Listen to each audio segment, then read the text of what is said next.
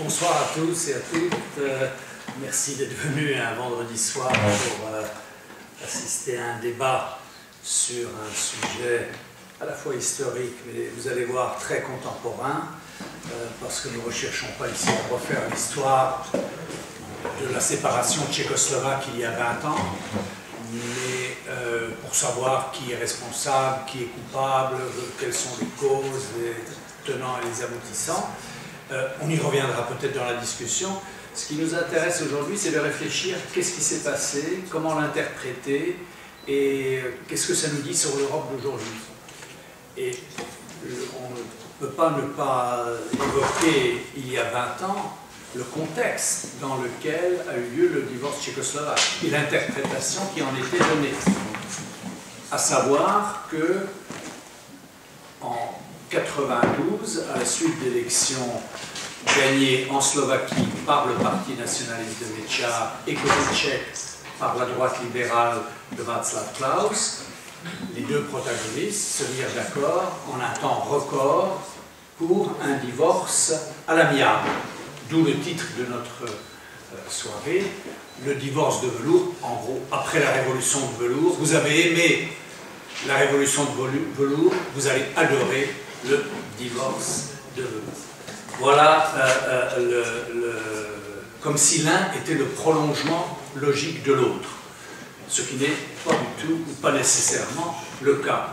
Mais la grille d'interprétation qui était donnée à l'époque, c'est l'éclatement de la Tchécoslovaquie participe d'un phénomène plus général qui est de la montée des nationalismes post-communistes.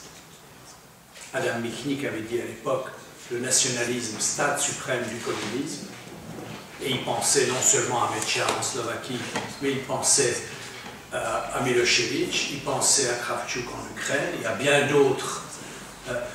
Václav Havel parlait à l'époque de micro-Milošević. Il dit partout on voit des petits Milošević, on voit apparaître dans tout l'espace post-communiste des petits Milošević, des gens qui essayent de se maintenir au pouvoir après la chute du communisme, en adoptant une idéologie mobilisatrice de rechange. Et donc c'était interprété dans cette grille de lecture comme l'éclatement des fédérations multinationales héritées du communisme. Tchécoslovaquie, Yougoslavie, Union soviétique, trois fédérations communistes qui éclataient.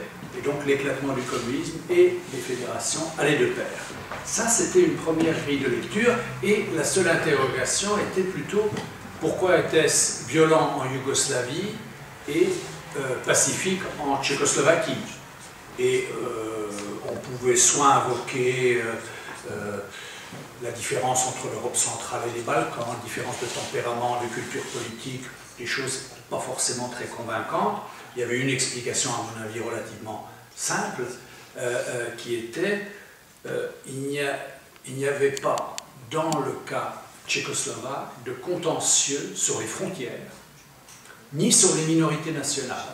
Comme vous le savez, dans l'ancienne Yougoslavie, c'est à la fois le tracé des frontières qui était contesté, mais surtout, il y avait une minorité, disons serbe, en Croatie, qui disait, mais si la Croatie devient indépendante, nous, on réclame aussi notre indépendance. Et donc, la logique des sécessions, hein, l'un entraînait l'autre.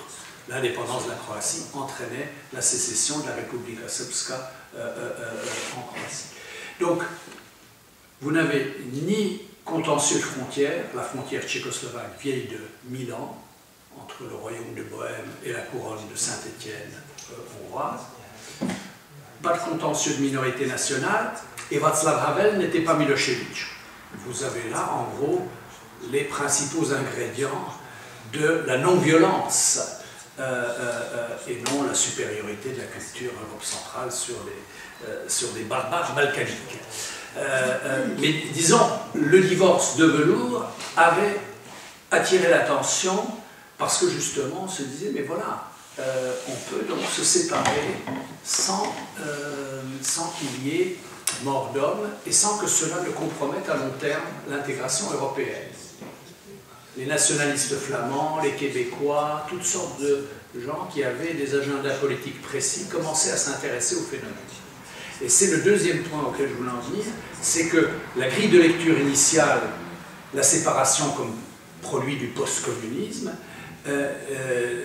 n'était pas entièrement satisfaisante et s'est substituée très vite une autre interprétation qui surtout paraît pertinente pour l'Europe d'aujourd'hui. C'est pour ça que nous sommes réunis pour en parler, c'est pas seulement pour commémorer un divorce fut-il à l'amiable, c'est ce que l'on observe partout maintenant en Europe, les États qui se défont. Et qui se défont non pas à cause nécessairement d'animosité ou de contentieux, comme je l'ai dit, de frontières ou de minorités, mais essentiellement parce qu'une partie du pays refuse de partager avec une partie plus pauvre du pays. En gros, c'est l'égoïsme érigé en idéologie et cela est peut-être assez rentable en politique, comme on le sait. C'est la carte qu'a jouée Václav Klaus côté tchèque. La première mouture, le nationalisme post-communiste, c'est Mečiar. La deuxième variante, l'égoïsme érigé en idéologie d'État, de nouvel État fondé, ça c'est une variante qui a eu un certain écho côté tchèque. On se débarrasse du fardeau slovaque et que l'on voit aujourd'hui, hein, je vais faire court, mais que l'on voit aujourd'hui apparaître sous diverses formes dans plusieurs pays d'Europe occidentale. La crise de l'État que la Tchécoslovaquie annonçait, on la retrouve en Belgique, entre Wallons et Flamands, en Espagne, la Catalogne, qui demande un référendum sur la sécession, la Catalogne plus prospère, plus riche, qui ne veut plus payer pour le reste de l'Espagne en crise. Vous avez le nord de l'Italie et le sud, la Ligue du Nord dit on en a assez de payer pour le sud et sa gabegie et son incompétence. Bref, vous retrouvez, regardez, un référendum qui se prépare en Grande-Bretagne sur l'indépendance de l'Écosse. Nous avons donc quelque chose qui n'est plus la crise du post-communisme en Europe de l'Est, mais on a une crise de l'État en Europe de l'Ouest. Et ça concerne l'Union européenne et le projet européen. Et ça, c'est le dernier point sur lequel je vais conclure avant de donner la parole à nos deux invités. C'est qu'il y a une ironie quand on fait le bilan 20 ans après. Il y a 20 ans, au moment de la séparation, l'hebdomadaire pragois avait titré « Seul vers l'Europe ou ensemble vers les Balkans ». C'était ça la justification du divorce. On va aller vers l'Europe encore plus vite. Vous regardez 20 ans après, où en est la République tchèque en Europe, totalement marginalisée. Elle a choisi l'option britannique, l'option de l'euroscepticisme britannique. Elle a refusé de signer le pacte de stabilité financière. Elle refuse tout ce qui est aujourd'hui sur la table. Elle est très inquiète par rapport aux solutions qui sont proposées sur la sortie de la crise de l'euro. Et nous avons donc une République tchèque fixée sur l'euroscepticisme d'obédience britannique qui s'auto-marginalise, personne ne la marginalise, qui s'auto-marginalise au sein de l'Union européenne. La Slovaquie, au contraire, qui était considérée comme le parent pauvre, celle qui allait vers les Balkans, comme disaient les Tchèques, ou qui dérivait en tout cas, qui n'avait plus peu de chances d'arrimage européen. 20 ans après, la Slovaquie a adhéré à l'euro et elle a un consensus fort dans l'opinion publique, non seulement sur les institutions européennes, mais pour l'appartenance à l'euro, et elle participe aujourd'hui, dans cette crise que nous connaissons bien, à la recherche d'une solution du noyau européen, donc vers plus d'intégration européenne. Donc on a une inversion complète des rôles, 20 ans après, et je crois que ça mérite réflexion. Le divorce tchécoslovaque, donc, non pas comme modèle, ça serait bien inquiétant, mais en tout cas comme phénomène qui préfigure la crise de l'État en Europe, des crises entre régions plus riches et plus pauvres, donc la crise de la solidarité, c'est de ça qu'il s'agit, crise entre le nord et le sud dans chaque pays, mais aussi entre le nord et le sud de l'Europe. Donc nous avons là, je crois, à partir du cas tchécoslovaque, plusieurs interrogations qui, je crois, sont pertinentes pour comprendre l'Europe d'aujourd'hui. Et nous sommes très heureux d'avoir donc deux invités que Michal Pospíšil a déjà présentés. Mais je vais déjà donner tout de suite, je crois, la parole à Petr Dvořák pour ses observations, donc le divorce 20 ans après, vu de Prague. Merci Jacques. Bonsoir, mesdames et messieurs.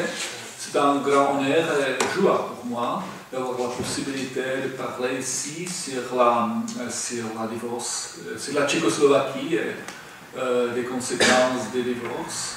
Je dois avouer que Jacques m'a bien averti que je dois préparer quelques mots à ce sujet, mais ce n'est qu'il y a quelques minutes qu'il m'a aussi expliqué que je devais parler français. Parce que, donc, je dois vous demander de m'excuser. Si j'ai un problème, je vais demander à notre collègue de Centre Tchèque de m'aider avec les mots. Bien. Je pense que Jacques a déjà bien expliqué la différence entre la politique européenne de la République tchèque et la Slovaquie aujourd'hui. Parce que tandis que la République tchèque prend des positions plutôt eurosceptiques, la Slovaquie est le seul pays dans l'Europe centrale qui a adhéré à la zone euro. Donc,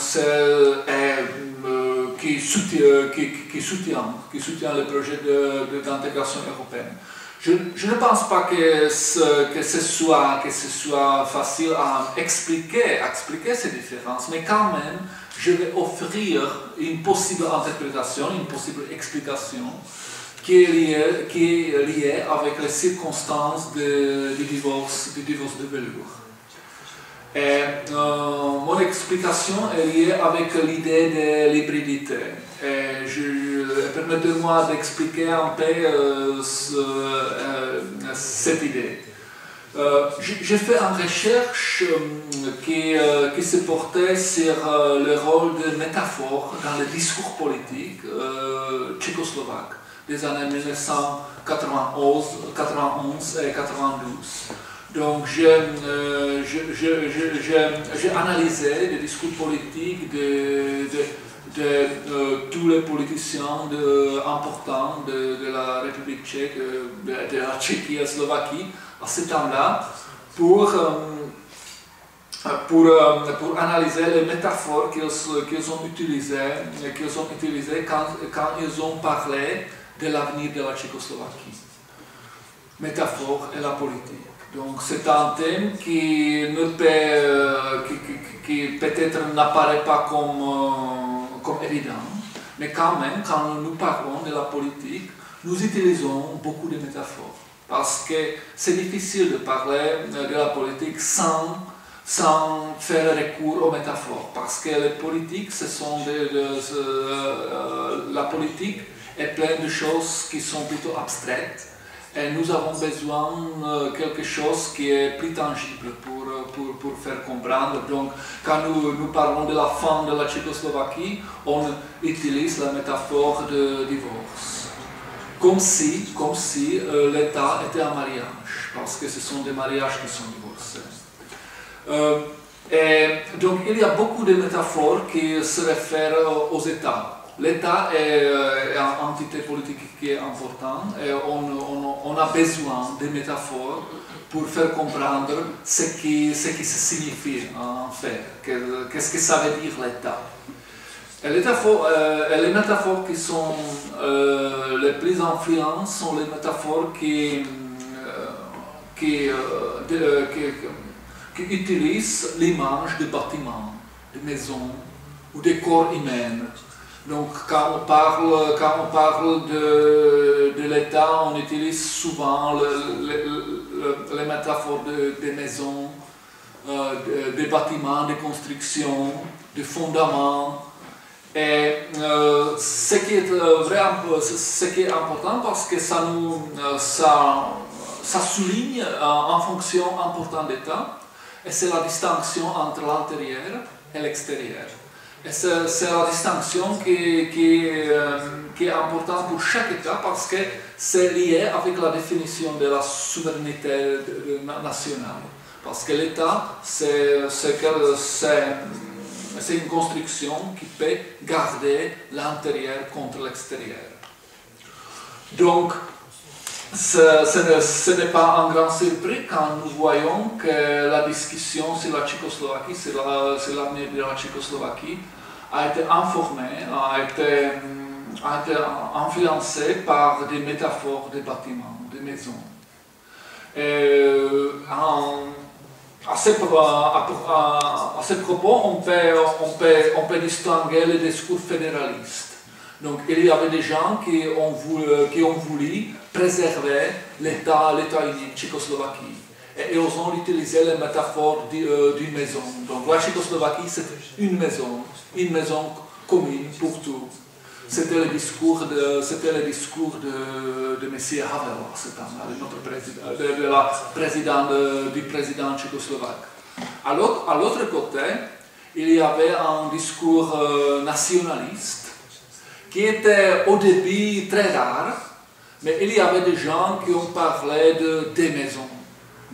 Donc ce n'est pas possible de vivre avec les autres sous une seule toite, mais on doit se diviser, on doit avoir des maisons. Donc il y a un discours fédéraliste d'une maison, et après un discours plutôt nationaliste de deux maisons. Et nous savons aujourd'hui que c'était le discours nationaliste qui a prévalu.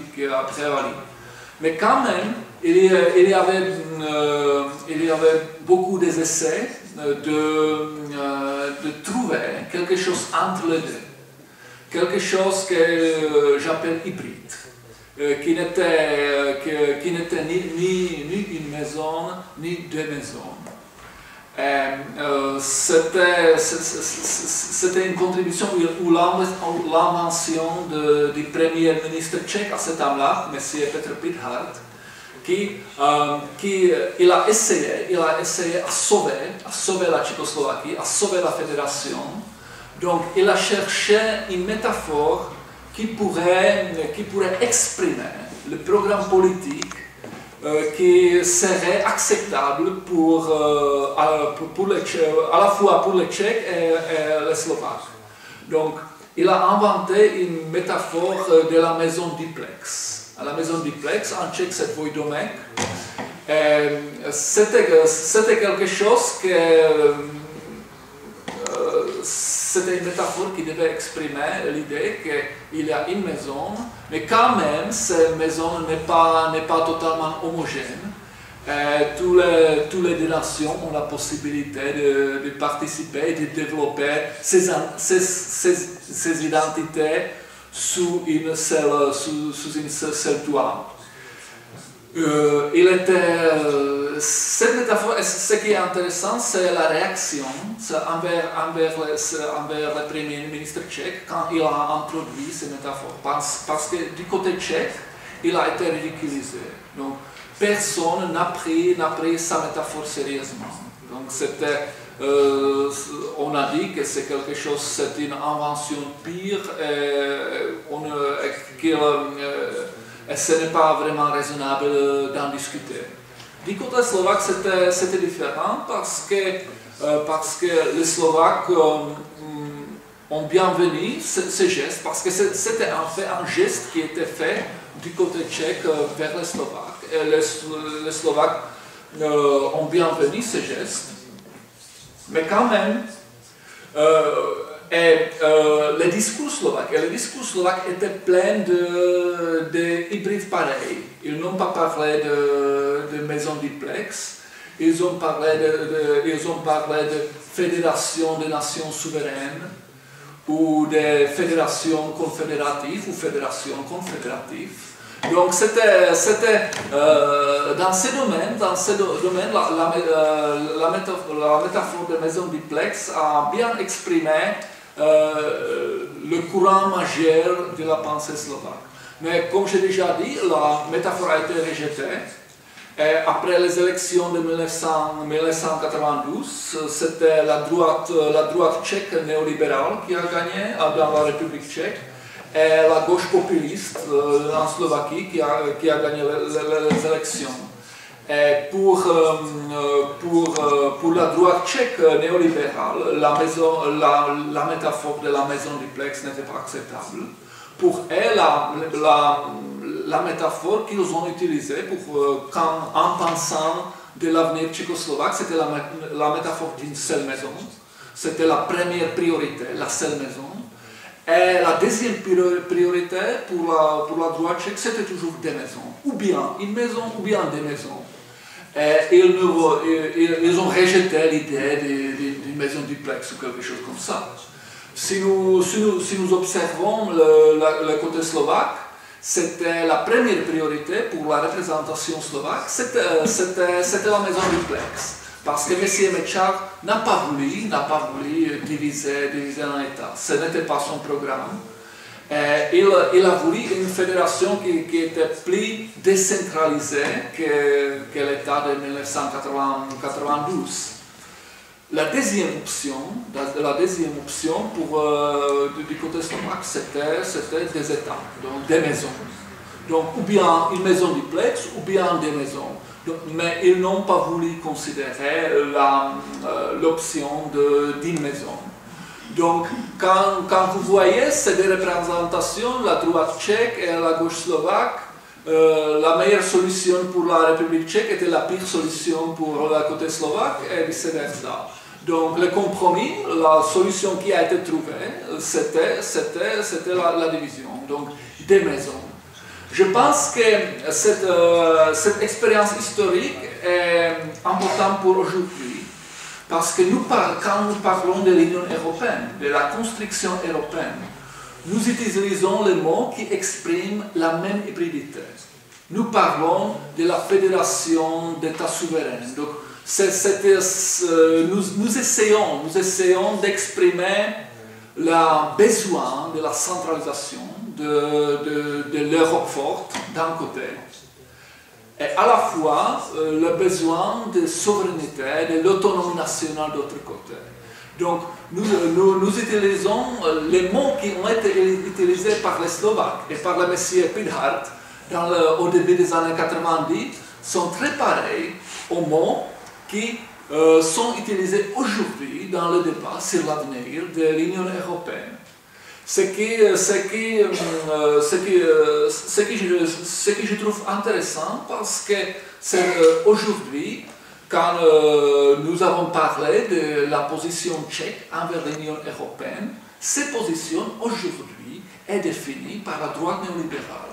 Donc ce ne sont pas les mêmes gens, à l'exception de M. Klaus, qui est le président, mais c'est aussi le gouvernement.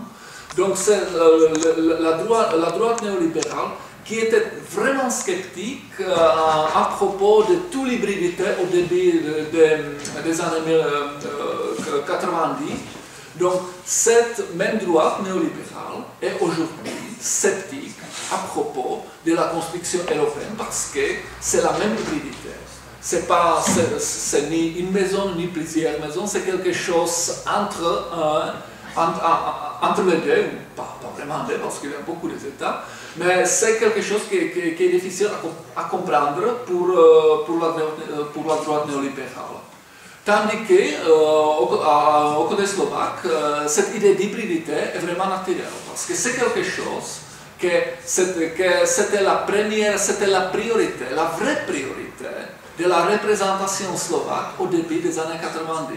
Ce n'était pas vraiment la division de l'État, mais c'était vraiment l'hybridité, une fédération qui est plutôt confédérée, quelque chose pour lequel nous n'avons pas vraiment de mots. Et peut-être cette différence qui est liée avec la naissance des deux États, de la République tchèque et de la Slovaquie, peut nous aider à expliquer les positions divergentes à propos de la construction européenne. Merci. Merci beaucoup, Frédéric Roulax, pour ce pour cet exposé à la fois éclairant et très original. Et ce thème de l'hybridité, il est propre aux États qui cherchent des solutions pragmatiques, mais c'est vrai que l'hybridité, ça va mal avec le constitutionnalisme. Dès qu'on parle de constitution et d'ordre constitutionnel, et ça on y reviendra peut-être dans le débat, là, l'hybridité et l'ambiguïté ne sont pas vraiment de mise. Mais c'est vrai que c'est très éclairant aussi par rapport à la construction européenne, parce que la construction européenne est par définition une entreprise hybride. Hein. La formule de Jacques Delors, fédération d'États-nations, c'est l'hybridité par excellence. Est-ce que c'est une fédération ou est-ce que c'est des États-nations? Si c'est des États-nations, alors ils ont souveraineté. Bref, l'hybridité, nous sommes au cœur du sujet européen et je donne tout de suite la parole à Milan Šimečka pour nous donner le regard sur le divorce 20 ans après, vu de Bratislava.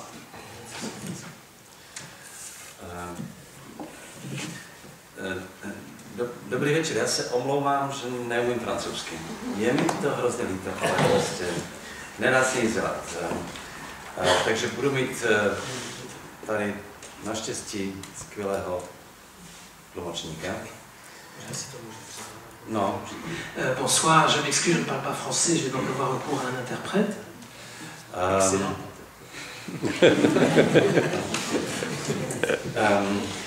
Začnu tím, že když mluvíme o rozvodu, tak já jsem to nešťastné dítě toho rozvodu. Dva manželé z tohto hlediska Češi a Slováci a já jako Čechoslovák, český rodiče, narodil jsem se v Bratislavě, jsem Čechoslovák, dokonce jsem bilingvální ve smyslu jako mateřština, oba jazyky jsou mojí mateřštinou.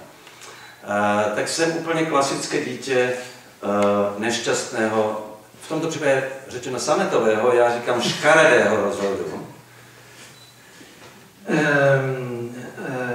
Alors si on parle de divorce pour la séparation de la Tchécoslovaquie, moi je suis le fruit de ce divorce, l'enfant malheureux issu de ce divorce, puisque si mes parents sont tchèques, nous vivions en Slovaquie, je suis né à Bratislava, je suis bilingue dès la naissance, et je dirais que je suis un exemple type du fruit malheureux de ce divorce, non pas, qui pour moi n'est pas un divorce de velours, mais un divorce effroyable.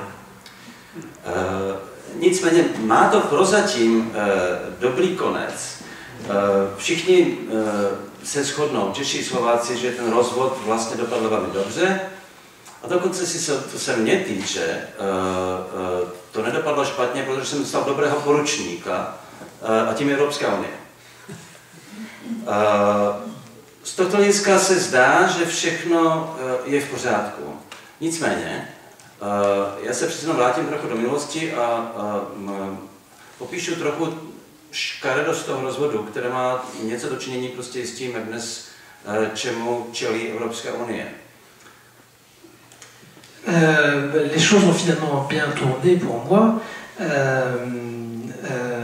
Donc on pourrait, tout le monde est d'accord que le divorce s'est passé à l'amiable. Et finalement, moi, cet enfant, le fruit de ce divorce, j'ai trouvé un gardien dans l'Union européenne, donc je ne m'en sors pas si mal. Tout va bien en apparence. Mais revenons un peu dans le passé. J'aimerais attirer l'attention sur quelques éléments de ce divorce, sur quelques-uns des éléments moches de ce divorce. Tehdy se zdálo, že rozvod způsobili Slováci, kteří chtěli svoji státnost, což jakoby dodnes platí jako nějaké vysvětlení té minulosti a opakovali to potom mnozí všichni, že vlastně bylo uplatněno právo národa na sebeurčení. 20 let poté dnes víme v podstatě, že otcem československého rozvodu byli spíše Češi, respektive Václav Klaus, mnohem víc než Vladimír Mečiar, který vůbec neměl představu o samostatném státě. To se dnes všechno ví. Taky je dnes jasné, že zakladatelé slovenského státu přišli k tomuto subjektu nejenom nechtěně, ale také bez jakékoliv ideje. Celá slovenská politická reprezentace, včetně spíš v uvozovkách elit, které ji podporovali, a tam byly velmi úzké,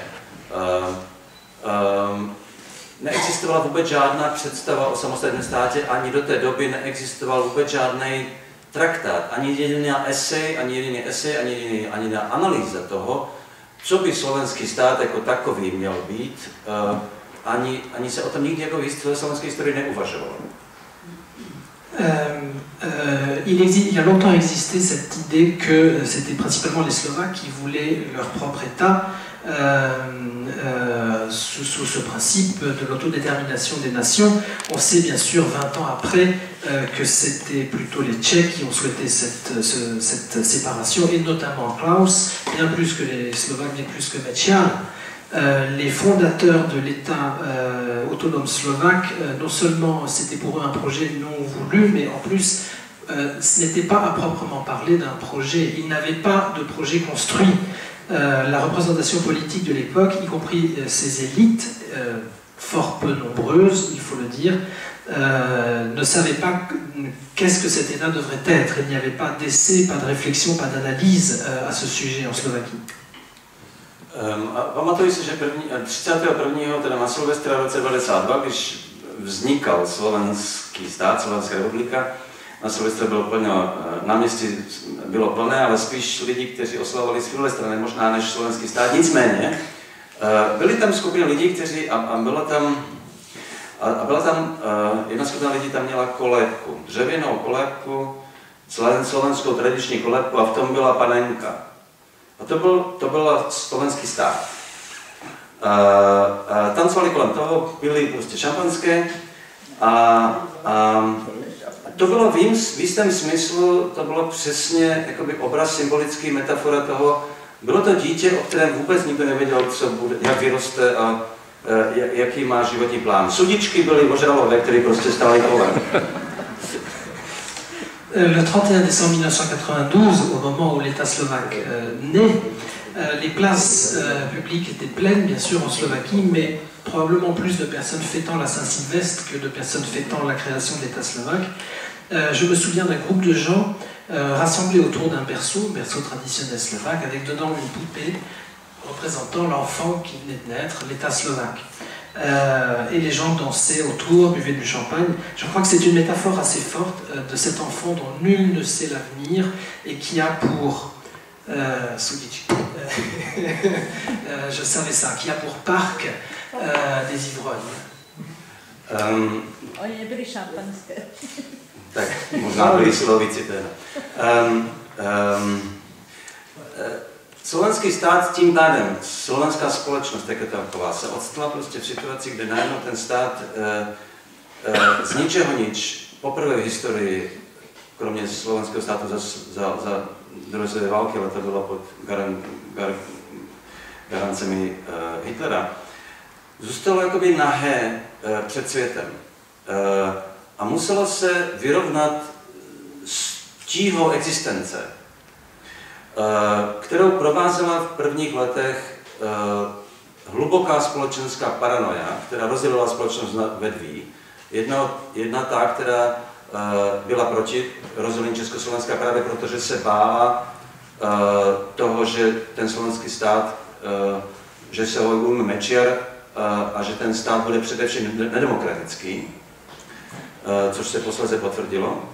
A paranoia vládní reprezentace, která věděla o tom, že většina Slováků byla proti rozdělení. To znamená, rozdělila Slovensko i v jazyce na dobré a zlé Slováky. Ti dobří byli ti, kteří byli pro samostatnost, ti špatní byli, kteří byli proti. Tím pádem Slovensko bylo poznamenáno v prvních letech hlubokým nejenom rozdělením společnosti, které procházelo napříč rodinami, ale hlubokou paranojou, kde oba tábory navzájem se podezírali z toho, že chtějí zničit jeden druhého. Une remarque, c'était probablement pas du champagne qu'ils buvaient autour de ce berceau, quelque chose de plus fort. L'État, la société slovaque à l'époque, à ce moment-là, se retrouve pour la première fois, mis à part la période de la Seconde Guerre mondiale, mais à ce moment la Slovaquie est sous la tutelle d'Hitler, se trouve pour la première fois nue en quelque sorte devant le reste du monde, devant l'Europe, dans une situation inédite, fortement existentielle, et on assiste à une grande paranoïa qui s'installe dans la société, avec d'une part un grand nombre de personnes qui sont contre la séparation, entre autres parce qu'ils ont peur que Meccial va se retrouver au pouvoir et que ce pouvoir sera non démocratique, ce qui s'est avéré par la suite, et d'autre part la représentation politique qui savait que la majorité de la population était contre la séparation, ce qui crée une opposition ou en tous les cas une vision de la part de cette représentation politique de bons Slovaques pour la séparation et de mauvais Slovaques contre. Důsledky byly takové, že ten prvních 6 let Slovenská republika v podstatě upadala do nepřízně západu. Uvnitř země se utužoval vlastně autoritativní režim. Nebudu tady rozvádět prostě všechny detaily, toho prostě by nemělo smysl, ale základem toho zřejmě prostě bychom si měli uvědomit jedno, že tento typ nacionalismu ve střední Evropě, který na Slovensku dokázal prostě vyhnat takové vášně, že se nakonec rozdělily státy, a Balkán byl toho taky důkazem, bylo, že nacionalismus ve střední Evropě byl hluboce nedemokratický. Ve smyslu nacionalismus a antidemokracie, nebo autoritativnost, bylo to též. Což možná neplatí pro všechny případy nacionalismu, o tom bychom mohli mluvit později. Dost na tom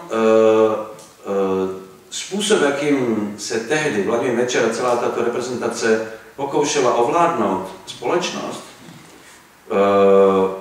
dopadlo tak, že se vzbouřila velká část společnosti, zejména poté, co si uvědomila, že s tímto Mečiarem a s touto reprezentací se nedostane do Evropy. Protože Evropská unie dala najevo, že Slovensko není demokratický stát, tudíž se nestane členem Evropské unie.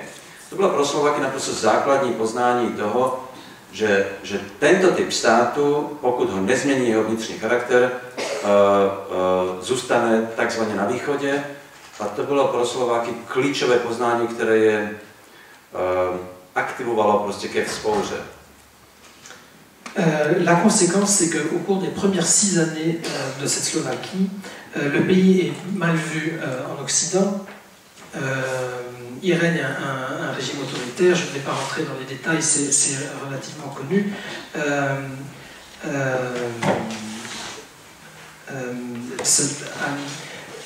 Comment dire, le moment où la réaction de la population a lieu et se fait de façon forte, c'est quand les gens se rendent compte que, avec la conception qu'a Mecciar de la société, donc ce nationalisme fort, associé à un antidémocratisme, ce qui n'est pas forcément toujours le cas, au moment où la population se rend compte qu'avec ce type d'État, la Slovaquie ne pourra pas intégrer l'Union européenne, c'est là qu'a lieu un mouvement de révolte. No, potom v roce 1998 ve volbách s velkými potížemi, ale přece jenom zvítězila vlastně opozice. A následuje příběh, ve kterém, a to je paradox slovenských moderních dějin, začalo skutečné budování státu ve smyslu demokracie, ve smyslu evropské orientace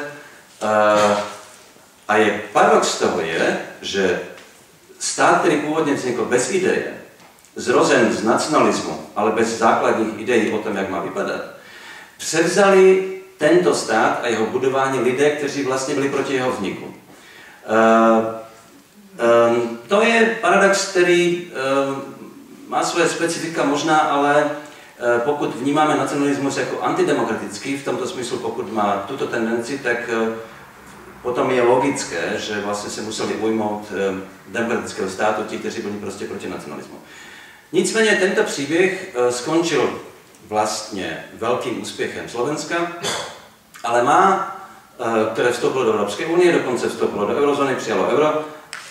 Klíčovou zkušeností Slováků bylo, že Slovensko bylo vrženo do světa, skutečně nahé, bez ideje, a až ti, kteří ho nechtěli, nakonec ten stát dovedli do Evropské unie, základní zkušenost, která Slováky přesvědčila o tom, že jedině v Evropské unii a jedině jako stát, který bude lojálním spojencem Evropské unie, že to je vlastně základní idea státu, protože žádnou jinou nemá. V zájmu přežití toho státu je Evropská unie klíčovým faktorem.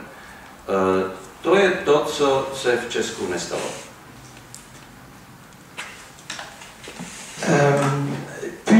Lors des élections 1998, avec grand-peine, mais quand même, l'opposition arrive au pouvoir. Et c'est à partir de ce moment-là qu'a réellement lieu l'édification de l'État slovaque. Une édification qui se fait sous le signe de la démocratie, sous le signe de l'intégration européenne. C'est assez intéressant de voir, et finalement logique de ce point de vue, que cet État nationaliste est sans projet à l'origine, et à ce moment-là repris par des personnes qui, à l'origine, étaient contre sa création. La logique, elle est si on assimile le nationalisme à l'antidémocratie, une orientation antidémocratique, lorsqu'on se retrouve en démocratie, finalement, il est logique que ce soit les antinationalistes qui prennent les choses en main. La fin de l'histoire est finalement un succès, celui de l'intégration de l'Union européenne, de la prise de l'euro, et je crois que vraiment l'expérience clé pour les Slovaques, c'est cette expérience-là, celle d'une Slovaquie jetée au monde, sans projet, nue, et finalement reprise par ceux qui n'en voulaient pas la naissance. Et les Slovaques ont finalement compris que ce n'est qu'au sein de l'Union européenne, et en étant loyal à l'Union européenne, qu'ils pourraient trouver le projet qui leur manquait, l'idée de base pour la survie de l'État slovaque. Chose que les Tchèques n'ont pas expérimentée. Češi totiž, na rozdíl od Slováků, neprožívali rozvod a rozpad Československa jako základní existenciální zkušenost.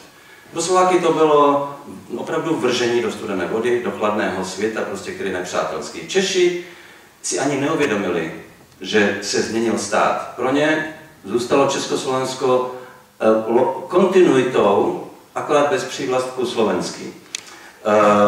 Tím pádem neprošli vůbec zkušenosti, že se odstli také jako malý národ uprostřed volby relativně nazí a bez ideje. Jenže o tom nikdy takto nedebatovali, protože to prostě pro ně nebylo téma. Slováci to téma měli prostě, protože se mu nemohli vyhnout.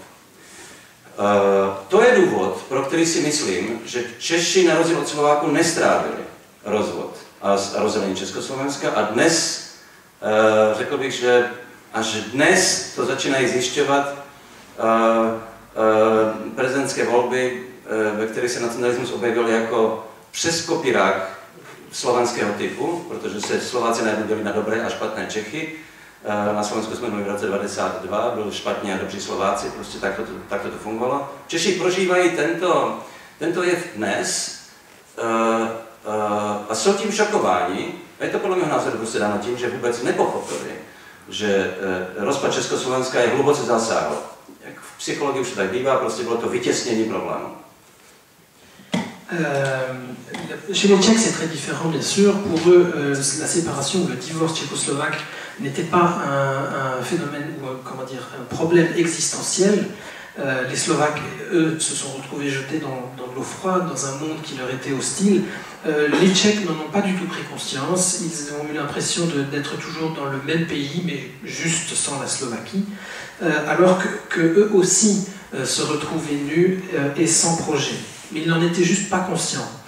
Je crois qu'en fait les Tchèques, jusqu'à ce jour, n'ont pas digéré le divorce tchécoslovaque. Ce n'est qu'aujourd'hui, au moment des élections présidentielles qu'on vient de voir, qu'ils commencent à expérimenter cela et se retrouvent eux aussi divisés entre bons et mauvais Tchèques, comme l'avaient été les Slovaques. Et ils sont choqués par cette découverte. Ils n'ont pas compris à quel point la séparation de la Tchécoslovaquie les avait marqués. C'est un fait typique en psychologie. Ils ont fait de la sublimation. Tady někde podle mého názoru taky vězí ten pověstný český euroskepticismus. Na Slovensku je eurooptimismus, nebo prostě vědomí naprostého realismu, že v zájmu přežití národa, a je to dneska obecně uznávaná idea všech politických stran, je být co nejúžeji v jádru Evropské unie. Češi, protože neprožili existenciální zásah, prožitek nebezpečí, pro ně eurocentrismus jakoby dětskou hrou, ve které si neuvědomují důsledky, protože prostě vůbec neprožili tento existenciální zkušenost jako Slováci. Na tom je ovšem zajímavé to, že, a ten nejdu do detailu prostě českého eurocentrismu, zajímavé na tom je, když srovnáme jazyk, kterým se mluvilo v roce 1992, kdy Češi vyčítali Slovákům, že nemají ideu státu a nevědí přesně, co chtějí. Protože Slováci měli neustále, jak říkal tady Petr, dvojdomek, konfederaci, federaci, samostatnost, suverenitu, ale ve společném státě naprosto šílené, neuchopitelné představy. Češi správně argumentovali, to všechno nemá smysl, řekněte nám, co chcete. A vyřešili to potom za ně. Dnes český vztah Evropské unii má velmi podobné parametry. Češi neustále něco chtějí od Evropské unie, nebo něco odmítají a nikdo jim nerozumí. Je to totéž. Možná má pravdu Petr, že je to prostě, že pro ně je ten hybridnost Evropské unie neuchopitelná a chtějí, ale oni sami nemají vůbec žádnou představu o tom, jak by to teda měli v té Evropské unii oni sami fungovat. Jenom odmítají to, co jim Evropská unie navrhuje. Evropská unie se dnes ptá přesně totéž, co se ptali Češi Slováků. Co chcete? A Češi nemají odpověď. Zdá se mi znovu, že to je 20 let po rozvodu nespracovaná zkušenost rozvodu, neschopnost vyjasnit si svůj v vozovkách český zájem.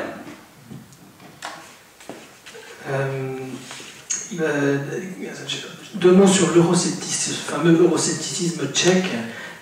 Si en Slovaquie il y a une attitude, je dirais une attitude de réalisme qui embrasse la nécessité d'un lien étroit avec l'Union européenne, les Tchèques ne l'ont pas tout simplement parce qu'ils n'ont pas expérimenté le danger de leur situation. L'euroscepticisme est comme un jeu d'enfant pour eux dont ils ne voient pas les conséquences. Si on compare, c'est intéressant justement de comparer la langue, le langage utilisé en 1992, à l'époque, comme Petr Drulák l'a rappelé tout à l'heure, les Tchèques reprochaient aux Slovaques d'être incohérents, de parler de double maison, de maison duplex, d'autonomie, de confédération, etc. Les Tchèques leur disaient ça n'a pas de sens ce que vous dites, dites-nous tout simplement ce que vous voulez, et n'ayant pas de réponse claire, ils ont réglé le problème à la place des Slovaques. Et je crois que c'est comparable à la situation des Tchèques aujourd'hui face à l'Union européenne. Les Tchèques aussi mènent un discours plein de contradictions, confus, avec des refus divers, mais sans véritable projet. Il est vrai, c'est possible, en effet, comme l'a dit Petr Drulák, que l'hybridité d'un tel projet les rebute, mais encore une fois, et l'Union européenne demande aux Tchèques, dites-nous clairement ce que vous voulez. Et les Tchèques ne sont pas capables de donner une réponse, une conception de quelle devrait être leur position au sein de cet édifice. Encore une fois, je crois que 20 ans après, les Tchèques n'ont pas digéré, n'ont pas suffisamment réfléchi sur la séparation tchécoslovaque et n'ont pas un point de vue clair par rapport à ça. Když si vezmeme dnešní situaci v Evropské unii a krizi eurozóny, krizi Evropské unie a položíme si, srovnáme jazyk, kterým se mluví v Evropské unii, a jazyk, kterým se mluvil v roce 1992 počas rozpadávání se Československa, najdeme spoustu společných znaků. I tehdy Češi a Slováci navzájem si vyčítali, kdo na koho doplácí. Přesně tak, jako se dnes sever a jih vyčítá prostě, kdo na koho doplácí, respektive kdo je komu přítěží. Tentýž jazyk se používá tehdy, jako se používá dnes. Je to velmi nepříjemné a podle mě velmi riskantní a nebezpečný signál. Stejně tak se používá jazyk slovo suverenita, jako něco, co se státy brání, čeho se brání vzdát ve prospěch větší integrace. I tehdy bylo slovo suverenita nejčastější používaným slovem v roce 1992, zejména ze slovenské strany. Mám pocit, že pokud se podíváme na tehdejší dobu a dnešní dobu v Evropské unii, je tady mnoho podobností. Problém vidím v tom, že tehdejší rozpad Československa byl možný a byl sametový, byť škaredý, ale mohl dopadnout dobře jenom a díky tomu, že tady byla Evropská unie, vůči které se všichni vztahovali. Problém, který vidíme dnes, je, že je to posunuto o jednu vrstvu výše. To znamená, že Evropská unie jako taková je ohrožena. V tom případě neexistuje žádný poručník, jak já mám teď tu Evropskou unii. Tímtež jazykem se ale ohrožuje samotná podstata, není už záchránce. To vidím jako hodně velké riziko a v tom jazyce, přesto jsem optimista, nicméně v tom jazyce se zdá, že jde o opakování týž psychologických mechanismů, jako to bylo v roce 1992. Aujourd'hui, alors que nous vivons donc cette crise de l'Union européenne, la crise de la zone euro, c'est intéressant de comparer le langage utilisé aujourd'hui avec celui qu'on utilisait en 92, et j'y vois bien sûr de nombreux signes communs. Tout comme à l'époque, aujourd'hui aussi, on entend beaucoup de reproches, qui paie à la place de qui, ou qui est le boulet de qui. Je crois que ce sont des signaux fort désagréables, dangereux. En 92, on parlait beaucoup de l'importance de la souveraineté de l'État. Nul ne voulait s'en défaire. Surtout les Slovaques avaient ce discours-là. Et on retrouve beaucoup de points communs en ce sens aujourd'hui. Je crois qu'à l'époque, si le divorce tchécoslovaque a été possible, si c'était un divorce de velours, bien que moche pour moi, c'est parce que nous avions tous les deux, ou nous avions tous, l'Union européenne vers qui nous tendions, à laquelle nous aspirions. Aujourd'hui, nous sommes passés au niveau supérieur. Nous n'avons pas vers qui, à qui aspirer. Il n'y a pas ici de gardien, comme moi j'en ai eu, enfant, entre guillemets. Et je crois que cela, c'est un grand risque. Et je crois que nous sommes en train peut-être de répéter le même processus de sublimation.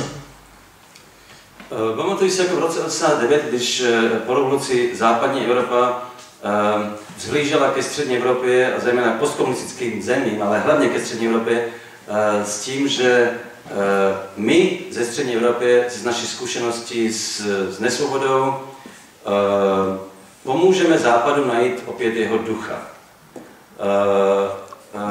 Velice brzo se ukázalo, že nemáme co nabídnout. A naopak Západ se stal suverénem ve smyslu hodnotového jako hegemona, což mu taky možná trochu poškodilo, a to je jiná věc. Nicméně jedním jsme bohužel asi přispěli, a to, že právě ve střední Evropě na Balkáně se zrodil jazyk populismu a nacionalismu, který dnes vidíte v téže podobě na západě.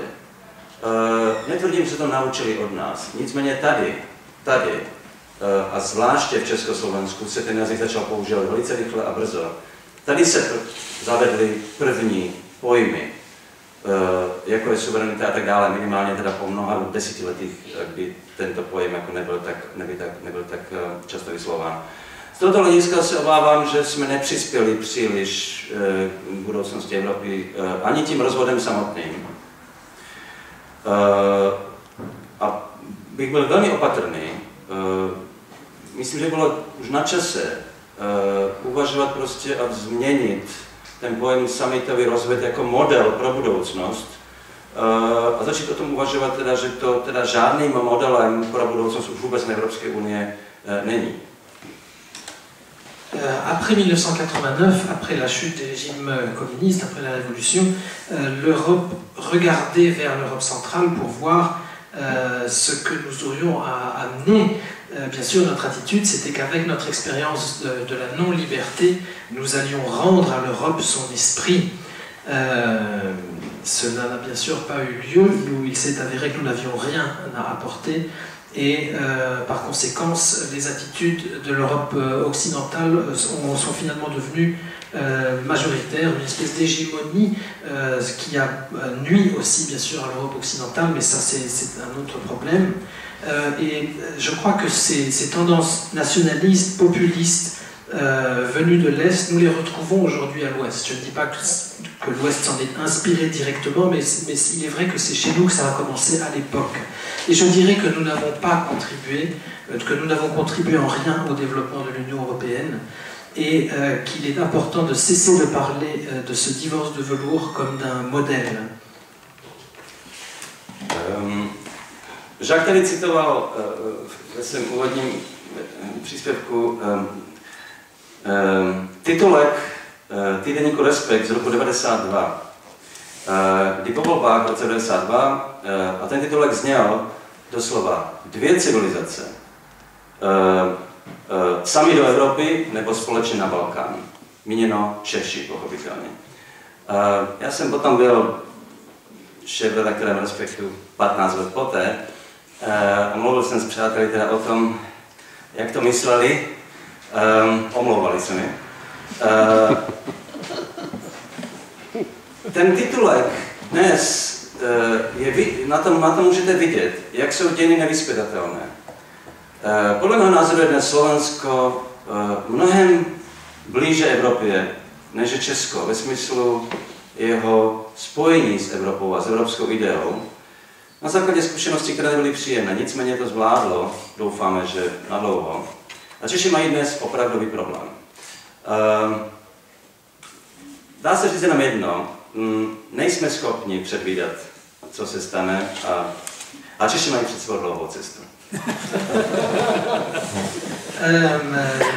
Jacques Oupnik, tout à l'heure, dans son introduction, a cité le titre du journal Respect de 1992, ce titre étant « Deux civilisations, seules vers l'Europe ou ensemble vers les Balkans ».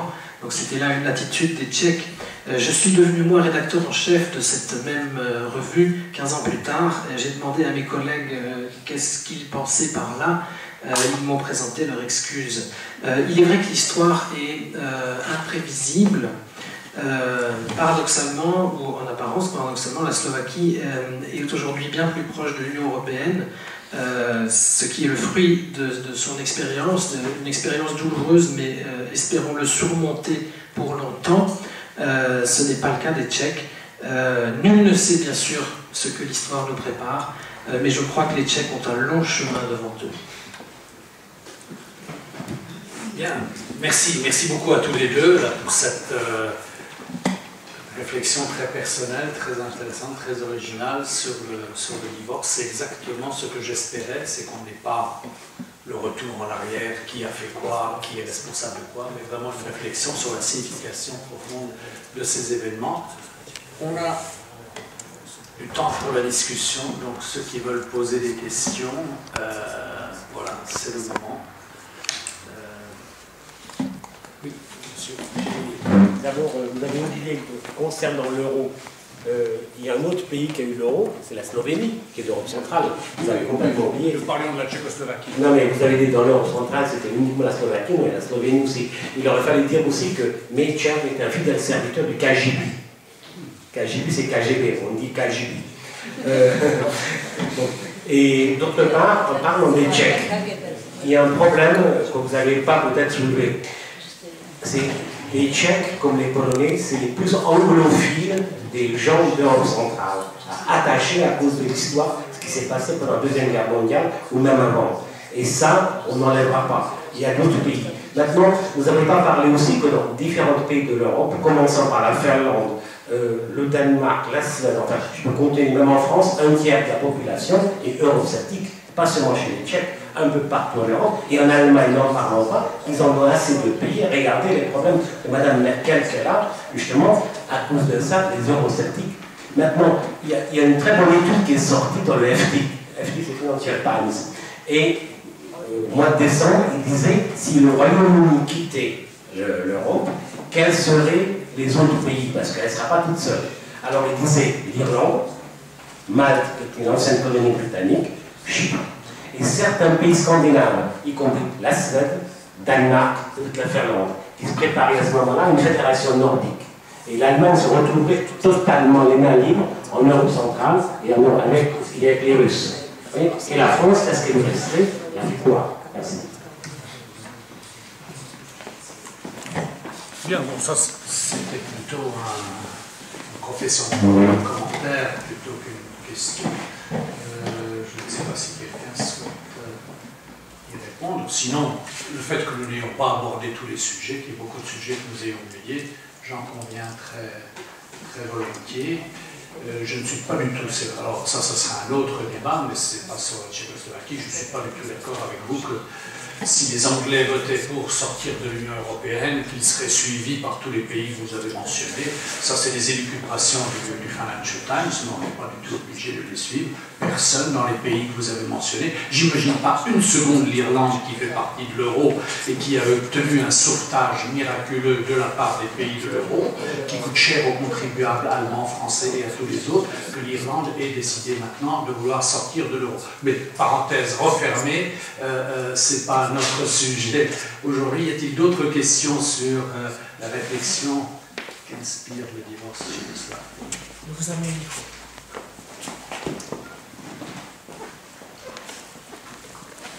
Bonsoir, j'aimerais demander une question hypothétique.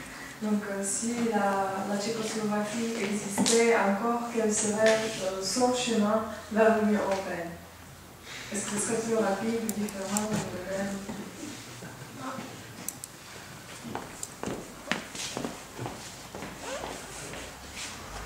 Histoire hypothétique, vous savez que le counterfactual history est maintenant très à la mode. J'enseigne régulièrement à Harvard. Il y a un professeur là-bas, Neil Ferguson, qui est très friand de qu'est-ce qui se serait passé si, dans la Première Guerre mondiale, l'Angleterre n'avait pas été avec la France, mais avec l'Allemagne. Bon, qu'est-ce qui se serait passé si la Tchécoslovaquie s'était maintenue? Oui, c'est une question difficile. Si le pays n'était pas totalement paralysé, ce que j'attendais, peut-être, parce que c'était quand vous observez les derniers mois de la Fédération tchèque, c'était vraiment une paralysie de décision. Parce que toutes les décisions importantes ont été liées avec les accords des élites tchèques et slovaques à propos de la réforme constitutionnelle. Et la réforme constitutionnelle ne bougeait pas. Donc, si on fait l'assumption qu'on ferait la réforme constitutionnelle, je pense que la Tchécoslovaquie était dans l'Union européenne comme tout le monde. Parce que toute l'Europe centrale et occidentale qui voulait adhérer à l'Union européenne l'adhérait. Donc, si ce n'était pas la paralysie totale, la Tchécoslovaquie était le pays membre comme la Pologne et la Hongrie. Donc, c'est ma hypothèse à votre hypothèse. Já si myslím, že by je celkom možné, že by Praha dostala olympijské hry, kdyby nebyla Českoslovacie. Quant à moi, je pense que si la Tchécoslovaquie s'était maintenue, Prague aurait peut-être accueilli les Jeux Olympiques. Je me souviens avoir posé cette question à Václav Havel il y a 10 ans, donc c'était au moment du 10e anniversaire, j'avais fait un entretien avec lui, et lui il était opposé à la séparation tchécoslovaque, bien entendu. Il avait même démissionné de son poste pour ne pas apparaître comme cautionnant le divorce qui était l'œuvre de Mečiar et de Klaus. Mais devant la question que vous avez posée, il a dit on ne peut pas exclure que pendant 10 ans, toute notre vie politique, côté tchèque comme côté slovaque, ait été empoisonnée par les contentieux, le bisbille permanent, c'est-à-dire que vous traduisez toute question économique, sociale, internationale, n'importe quoi, en match, en duel tchécoslovaque. Et si vous êtes prisonnier de cette situation-là, c'est la paralysie, comme vous l'avez dit, ou c'est oui, quelque chose qui n'est pas vivable à long terme, et il ne le disait pas comme ça, mais d'une certaine façon, a posteriori, c'est l'argument qui a prévalu. C'est peut-être mieux pour les uns et les autres d'avoir évité cela. Autre question? Commentaire?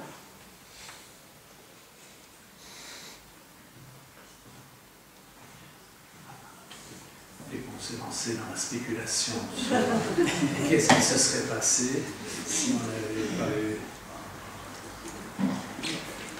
La question qui est le plus souvent posée, bien entendu, qu'est-ce qui se serait passé, c'est la question du référendum.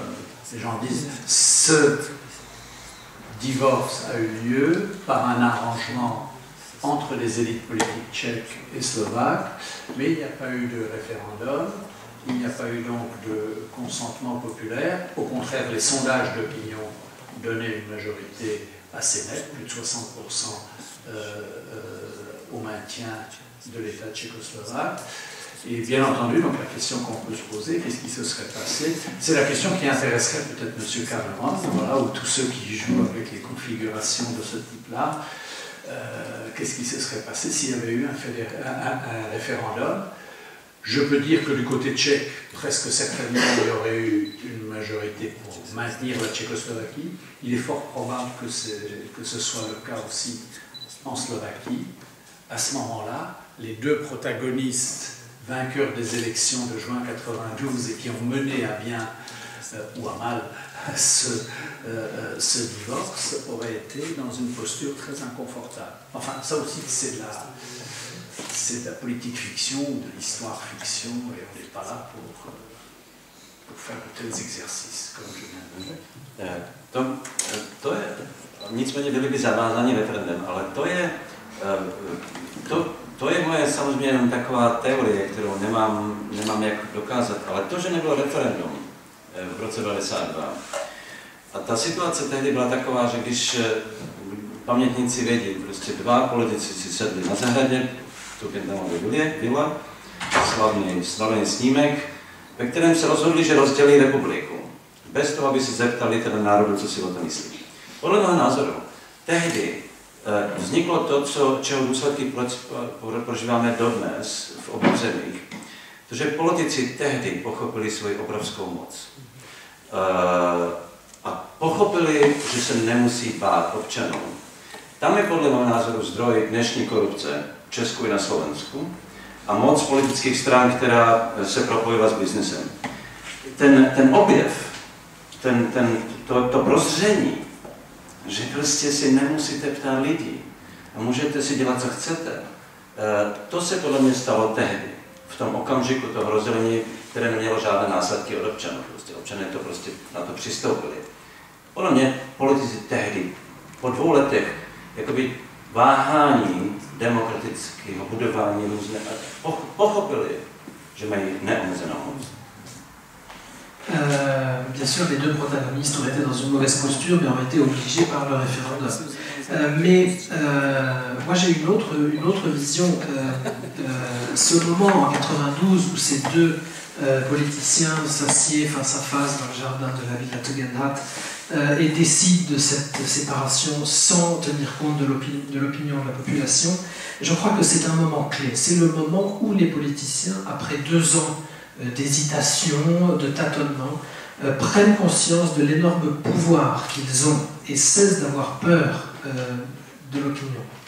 Je crois que ce moment est à la base de la corruption qui se trouve dans nos pays, de ce lien étroit entre business et politique, entre autres aussi parce qu'il n'y a pas eu de mouvement de révolte, de protestation de la part de la population qui a accepté finalement leur décision assez facilement. C'est vrai que l'opinion publique était contre la division, mais on ne faut pas sous-estimer l'influence de la machine politique. Donc je pense, quand le parti de Klaus et le parti de Mitchell, donc si on organisait le référendum, on devrait commencer à faire campagne. Et dans ces campagnes, c'était une campagne de détestation de l'autre nation. Donc je pense que ce serait quelque chose qui était vraiment dangereux et je suis heureux qu'aucun référendum n'ait eu place. Parce que ce serait quelque chose qui ferait les relations entre les nations, entre la nation tchèque et la nation slovaque, bien pire qu'avant, parce que nous avons vu dans la campagne présidentielle, il y a quelques semaines, comment on peut utiliser des ressentiments nationaux d'un jour à l'autre, dans l'espace d'une semaine ou 2 semaines, on peut faire beaucoup de choses avec les gens. Si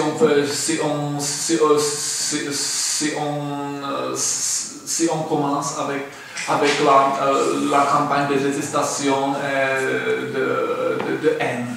Et je pense que ce serait vraiment dangereux parce que Mečiar et Klaus seraient prêts à utiliser tous les arguments pour ça. Oui, ça c'est un contre-argument très intéressant.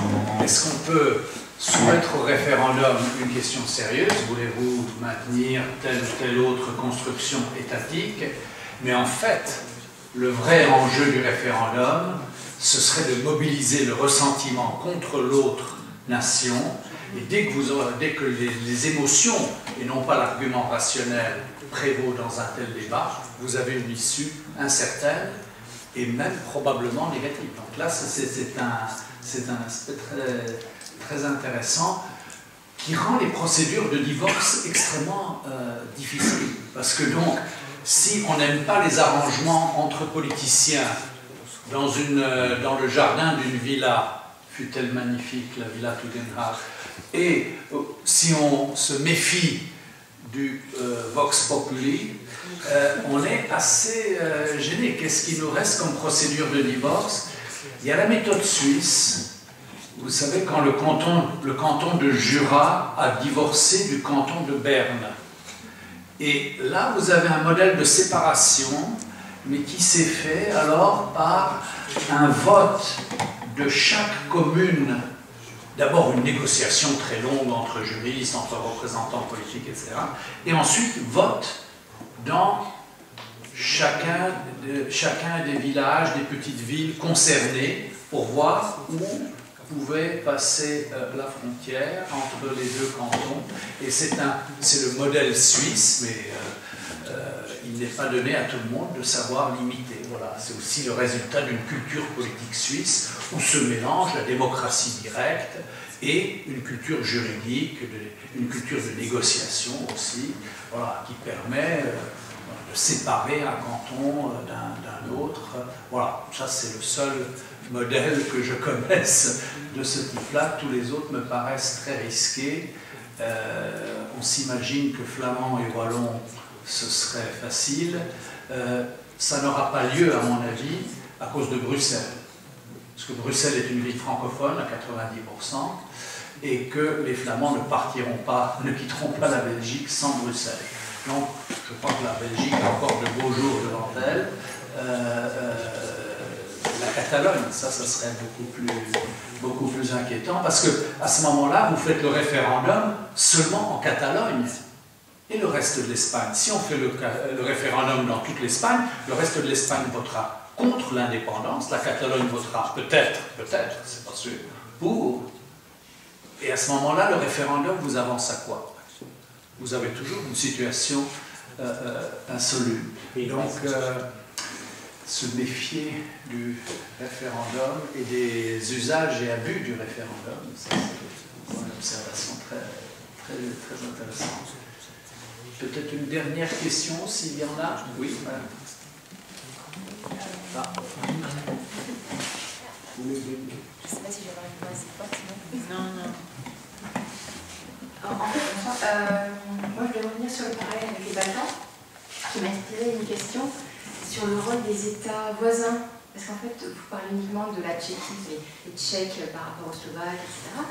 Mais est-ce que l'Allemagne a eu son mot à dire? Est-ce qu'il y a eu des concertations au niveau européen? Merci. Bien, je vais laisser nos invités répondre. Moi, je dirais comme ça juste une observation. Tchèques et Slovaques, face à face, divorcent. Une fois qu'ils ont divorcé, ils découvrent les uns et les autres que le vrai problème n'était pas celui que l'on croyait. Le vrai problème des Tchèques, le vrai contentieux, ce n'était pas les Slovaques, c'est la question allemande. On l'a vu encore dans les élections présidentielles. Le vrai problème des Slovaques, ce n'est pas les Tchèques, c'est la Hongrie et la question hongroise, la relation avec la Hongrie et la minorité hongroise. Donc le divorce n'a fait que raviver le retour de l'histoire et l'acuité du retour de l'histoire. Ça, c'est une observation qu'on peut faire, mais je ne sais pas du tout si elle est partagée par nos amis.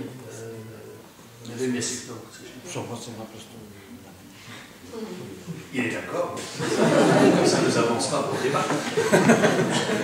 Oui, je ne suis pas sûr qu'est-ce que c'était la question, parce que l'Allemagne n'a pas joué un grand rôle dans le divorce lui-même. C'était quelque chose qui est provenu des facteurs internes.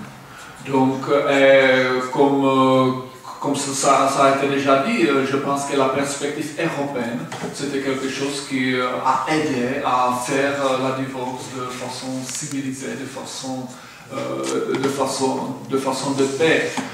À propos, donc il n'y avait pas aucun rôle d'Allemagne actif dans ce divorce. Et si je me rappelle bien, l'Allemagne, comme tous les pays occidentaux, avait peur de la divorce, parce que c'était instabilité. On n'était pas sûr si la Tchécoslovaquie ne serait pas la deuxième Yougoslavie. Donc c'était quelque chose que, je pense, personne dans l'Europe ne voulait pas voir.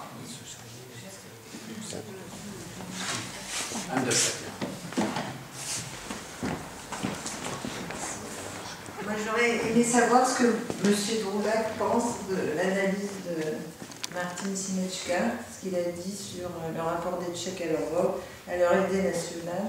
Ce que vous en pensez, si vous êtes d'accord avec lui.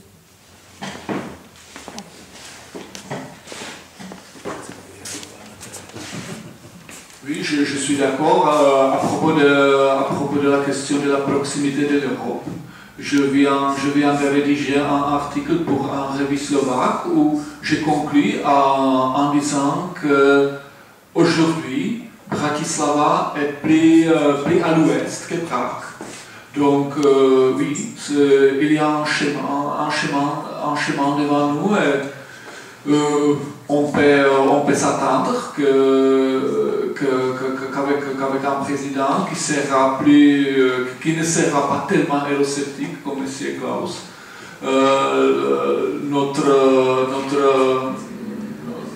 je pense que c'est vraiment un retour à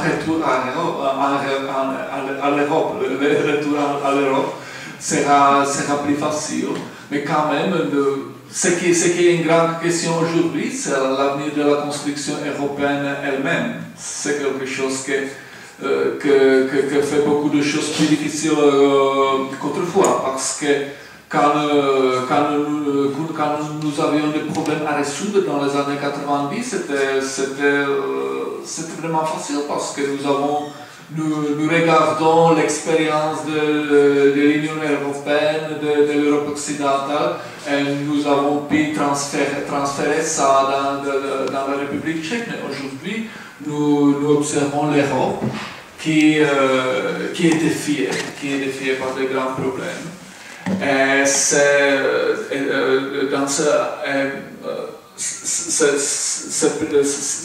plus difficile, parce que nous devons nous-mêmes être capables de trouver des solutions, et pas seulement copier les solutions de l'Europe occidentale. Donc il y a un chemin, mais c'est un chemin qui est vraiment en clair, parce qu'on ne sait pas quel est le chemin de l'Union européenne.